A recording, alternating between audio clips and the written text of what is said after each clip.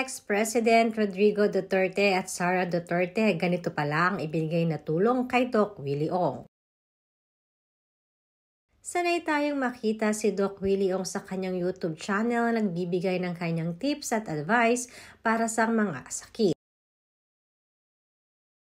Ayon na rin sa doktor, sa ganitong paraan di umano ay mapaparamdam niya kung gaano niya kamahal ang sambayan ng Pilipino.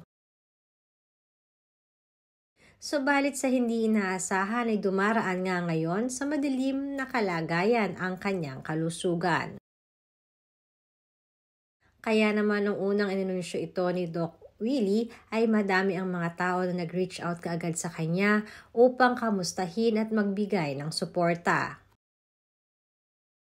Dahil very rare cancer ang tumama dito, madami talagang nag-alaala sa kanyang nagiging kalagayan.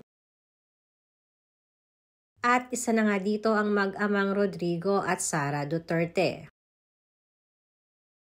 Na-share din ni Doc Willie Ong sa kanyang FB page ang naging pahayag or sulat ni VP Sara para sa kanya. Nakaagad namang nagpasalamat ang doktor kay VP. Ayon nga kay Doc Ong, "Thank you for the kind words, VP Sara. I don't know why, but I'm touched by your sincere message. I wish for peace and harmony to reign in the Philippines. So much work to do for our people. I am helped when I am stronger."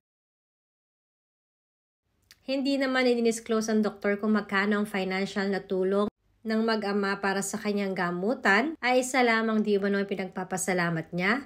Yung naalala lamang di umano siya ng mag-ama ay malaking suporta na ito para sa kanyang mental health at pagpapatuloy sa buhay.